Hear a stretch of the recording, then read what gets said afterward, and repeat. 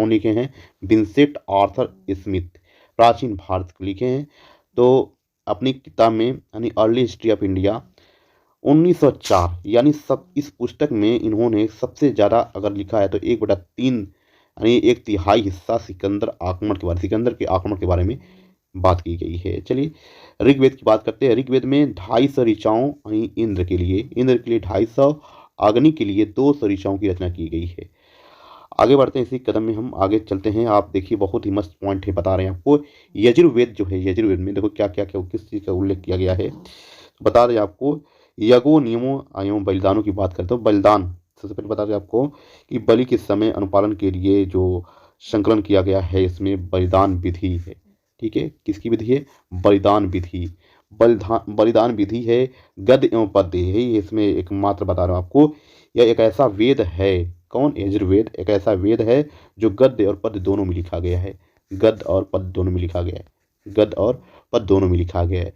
यज्ञों के नियमों और विधि विधानों जो संकलन मिलता है, ये यजुर्वेद में मिलता है। यज्ञों के नियमों एवं विधि विधानों का जो संकलन किया गया है, इसका जो मिलता है, किसमें मिलता है? यजुर्वेद मिलता है, यजुर्वेद मिलता है। आगे हम बात करते हैं, सामवेद की बात करते हैं। सामवेद में देखिए, साम का मतलब होता ही, साम का मतलब होता ही गाना होता है। क्या होता है? गाना होता है। देखिए जो सामवेद के जो पढ़ने वाला पाठक करता होता है, उसे वो उदात्रित कहा जाता है। उदात्री कहा जाता है, उदात्री कहा जाता है। ठीक है, और इसमें जो 800 इस 1810 यानी 1810 सूक्त हैं। इसमें सामवेद में 1810 सूक्त हैं, जो प्राय ऋग्वेद के लिए, किसमें? ऋग्वेद, जो हम प्राय आमतौर पर ऋग्वेद के लिए हैं, ले गए हैं। इसे भारतीय संगीत का जनक कहा जाता है। जो भारतीय संगीत का क्या है? जनक कहा जाता है। किसे? सामवेद को। बहुत ही मस्त पॉइंट है ये है। इसमें तो बहुत से ज़्यादा पूछा जाता है आपसे, तो यही पूछा जाता है भारतीय संगीत का, ये जो इसे मान लेते हैं आपको, ये भारतीय संगीत का जनक कहा जाता है। थोड़ा सा नोट में हम आपको बता रहे हैं कि यजुर्वेद और सामवेद में किसी विशिष्ट ऐतिहासिक घटना, क्या बता रहे हैं?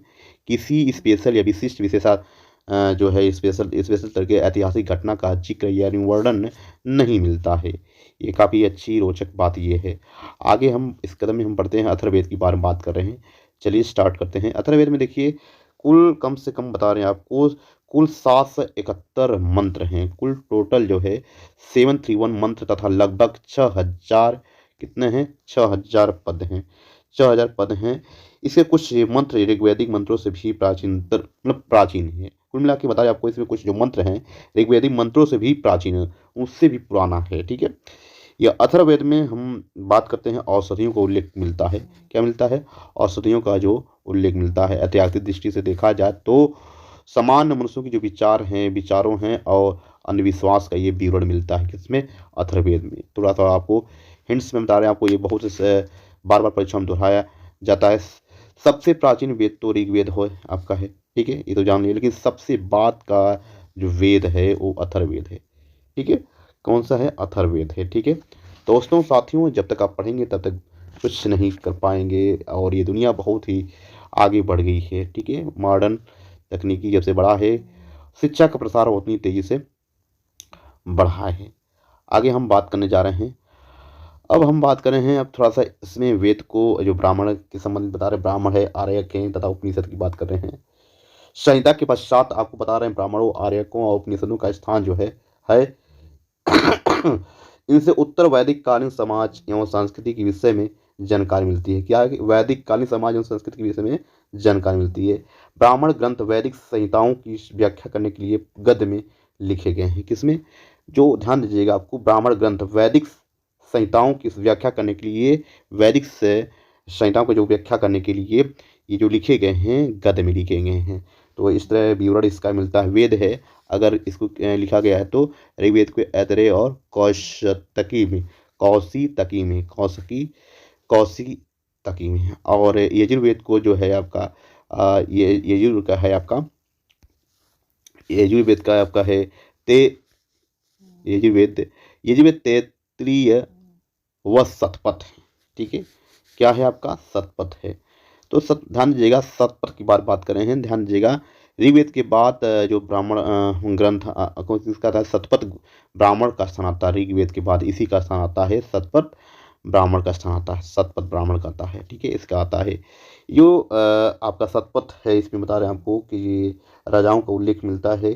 ध्यान दीजिएगा, आपका शतपथ में गंधार है और शल्य है, कैकेय है, कुरु है, पंचाल है, कौशल है, विदेह है आदि राजाओं का ये क्या होता है, उल्लेख मिलता है, इसमें जिक्र मिलता है।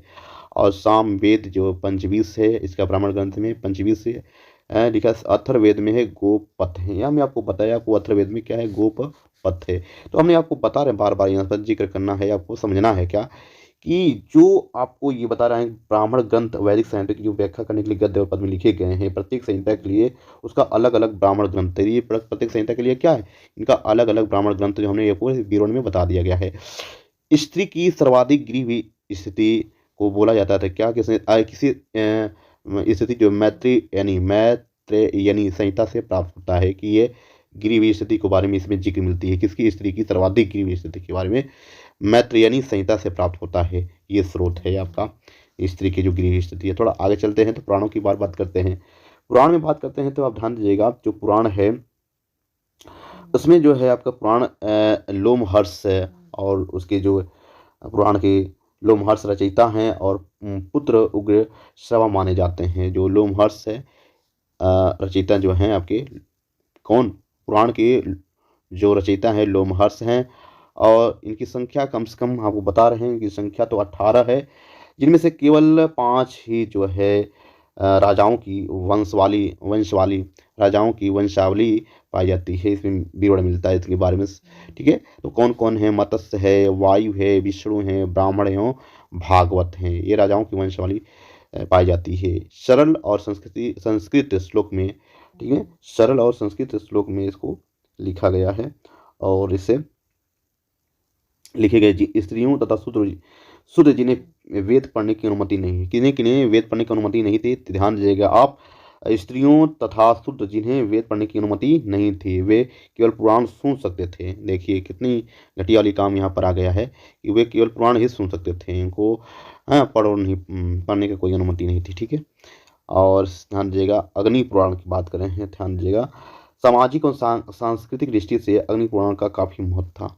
क्या था, अग्नि पुराण का काफी महत्व है। किसके बारे में, सामाजिक और सांस्कृतिक दृष्टि से अग्नि पुराण का काफी महत्व है, जिसमें राजतंत्र के साथ साथ कृषि संबंधी विवरण भी दिया गया है। यह था आपका। थोड़ा सा आगे हम चलते हैं तो हम नजर डालते हैं इस बार बौद्ध, जैन एवं अन्य साहित्यिक में बात करते हैं। देखिए जातक जो है आपका, तो बुद्ध की प्रयोजन की कहानी वर्णित है, पुनर्जन्म की, ठीक है, पुनर्जन्म की कहानी वर्णित की गई है जातक में।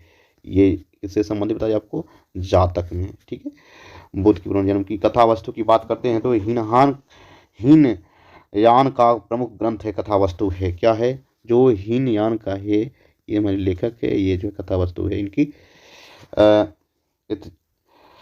जिसमें महात्मा बुद्ध का जीवन चरित्र के बारे में लिखा गया है। महात्मा बुद्ध के जो है ना, ये महात्मा बुद्ध हैं, यहाँ थोड़ा सा हमको इरेज हो गया, थोड़ा सा मिटाते हैं अपने इसको।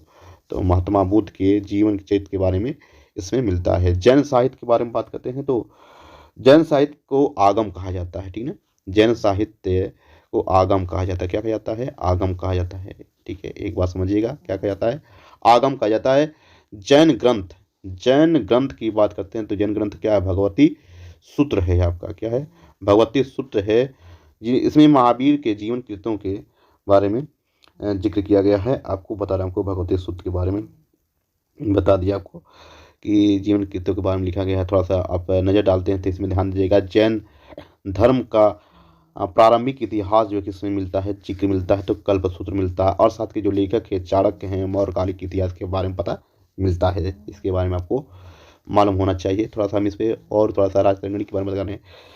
कल्हड़ द्वारा जो रचित है राजतरंगिणी, जो बता रहे हैं आपको, ये कल्हड़ द्वारा रचित पुस्तक राजतरंगिणी राजाओं की नदी है, जिसे बोलते हैं राजाओं की नदी है। ये जो चीज़ है, राजाओं की नदी जो बताई गई है, ये कल्हड़ द्वारा रचित है। इसमें प्रारंभ से लेकर 12वीं सदी तक कश्मीर के शासकों के बारे में जानकारी मिलती है।